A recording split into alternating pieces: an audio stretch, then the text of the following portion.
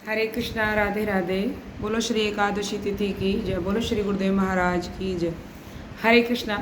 जैसा कि आप सब जानते हैं, आज पक्षवर्धनी द्वादशी, पक्षवर्धनी महाद्वादशी का व्रत हम लोगों ने रखा है और इसमें एकादशी और द्वादशी इन दोनों का ही लाभ मिलता है। अति श्रेष्ठ ये तिथि बताई गई है शास्त्रों में और इसकी बहुत सुंदर एक कथा भी है और इसको क्यों किया जाता है ये भी इसका भी एक कारण है। पहले तो हम सुन लेते हैं इसको क्यों किया जाता है। एकादशी ना करके पक्षवर्धनी महाद्वादशी क्यों की गई है। देखो, अमावस्या या पूर्णिमा जो संपूर्ण होकर पड़वा में अल्पमात्र अवस्थित रहे, पड़वा में बिल्कुल जरासी है अमावस्या पूर्णिमा, तो उससे पहले वाली जो द्वादशी आएगी, जैसे कि अब अमावस आएगी हमारी 3 तारीख को, तो पड़वा में अल्पमात्र रहेगी। तो ऐसी स्थिति में जो उससे पहले द्वादशी आती है इसको कहते हैं पक्षवर्धनी महाद्वादशी। पक्षवर्धनी मतलब थोड़ा सा बढ़ोतरी, पक्षवर्धनी।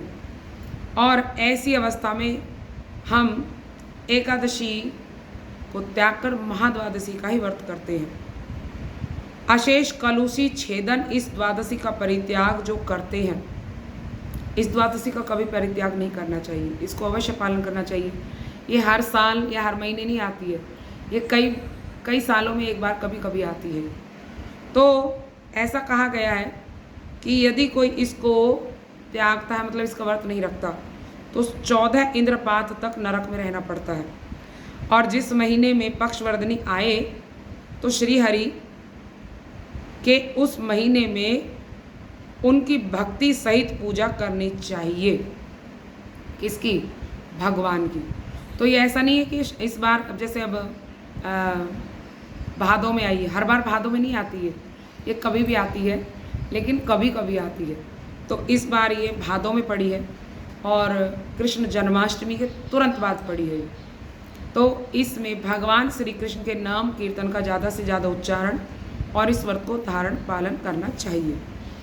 ये भक्त लोग देखो कितना सुंदर भगवान की एक प्रार्थना है, करते हैं कि हे जगन्नाथ, आप इस संसार समुद्र की नौका स्वरूप हैं, आप पाप रूप तृण के लिए जलती हुई अग्नि हैं, नरक अग्नि को शांत करने वाले हैं आप, जन्म मरण जरा और को सबको नष्ट करने वाले हैं आप। जन्म मरण जो इसमें हर मनुष्य पड़ा हुआ, हर जीव पड़ा हुआ है आने जाने में, और जरा व्याधि, इन सबको आप नष्ट करने वाले हैं प्रभु।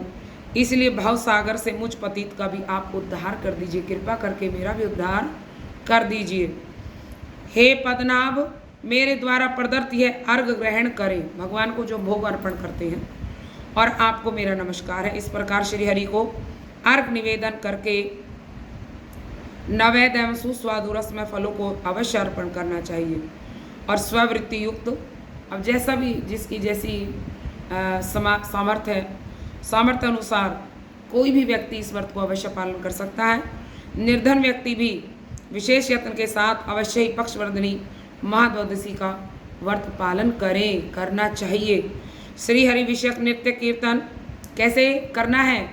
भगवान के विषयक मतलब उनके भजन, उनके लिए नृत्य, उनके गान, उनके रात्रि जागरण का भी हमें पालन करना चाहिए।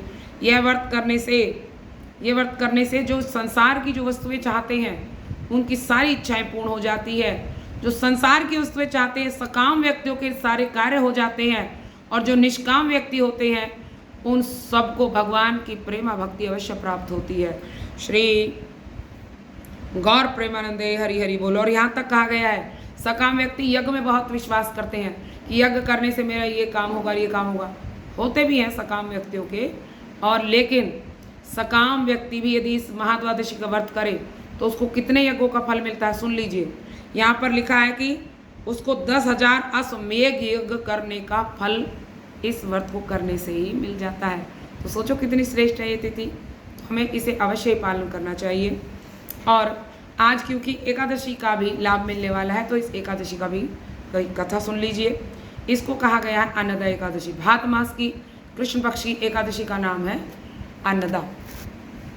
इस अन्नदा एकादशी के लिए ब्रह्म वैवर्त पुराण में ऐसा वर्णन हुआ है कि एक बार राजा युधिष्ठिर ने भगवान श्री कृष्ण से पूछा कि हे मधुसूदन, भादो मास की कृष्ण पक्ष की एकादशी का क्या नाम है? मैं उसको सुनने के लिए उत्सुक है, कृपा करके आप मुझे बताइए। तब यह सुनकर भगवान श्री कृष्ण मुस्कुराए और कहने लगे, हे राजन सुनो, मैं विस्तार पूर्वक तुम्हें सारी बात बताता हूँ, सारी कथा सुनाता हूँ, तुम ध्यान से सुनना, मन लगाकर सुनना। भादो मास की कृष्ण पक्ष की एकादशी का नाम अन्नदा है और यह सभी पापों को नाश करने वाली है। जो भगवान ऋषिकेश का इस दिन अर्चन करते हुए व्रत पालन करते हैं, भगवान ऋषिकेश का अर्थात मेरा जो भजन कीर्तन कर कर इस दिन अपना पालन करते हैं, वो समस्त पापों से मुक्त हो जाते हैं। यहाँ तक कि इस व्रत का मात्र कोई नाम ही ले ले, बोलो श्री अन्नदा एकादशी की जय, इतना भी यदि कोई कह दे तो उसके जीवन की सारी पाप राशि नष्ट हो जाती है। इहलोक और परलोक दोनों में मंगल होता है उसके लिए।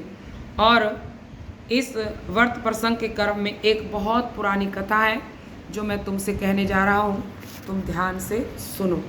तो भगवान श्री कृष्ण भगवान युधिष्ठिर महाराज को कथा सुना रहे हैं और उन्होंने कहा कि प्राचीन काल में एक हरिश्चंद्र नाम का एक बड़ा एकनिष्ठ सत्यवादी राजा हुए, जिनका नाम था राजा हरिश्चंद्र।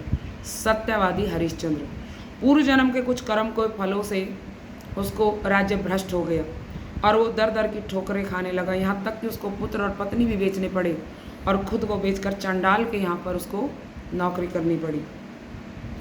किंतु पुण्यवान जो राजा था वो बेचारा इस चीज़ के लिए बड़ी चिंता करता था कि ऐसा कैसे हो गया, मैंने ऐसा कौन सा पाप किया, और वो सदैव इसके लिए चिंता किया करता था। पिछले जन्म के कुछ पुण्य उदय हुए उसके और उसके समक्ष एक दिन गौतम ऋषि आ गए। जब गौतम ऋषि आए तो फूट फूट कर रोने लगे, चरणों में दंडवत प्रणाम किया और कहने लगे, मुझे बताइए, क्योंकि भगवान के भक्ति बता सकते हैं कि मेरा ऐसा कौन सा कर्म, और यदि कर्म हो गया तो उससे छुटकारा कैसे मिले मुझे, मैं कैसे वापस अपने पत्नी और बच्चे को प्राप्त कर सकता हूँ। तब गौतम ऋषि ने उनके जीवन की सारी कथा सुनी तो द्रवीभूत हो गए और कहने लगे, तुम चिंता मत करो, देखो तुमने सत्य के पथ को आज भी नहीं छोड़ा है।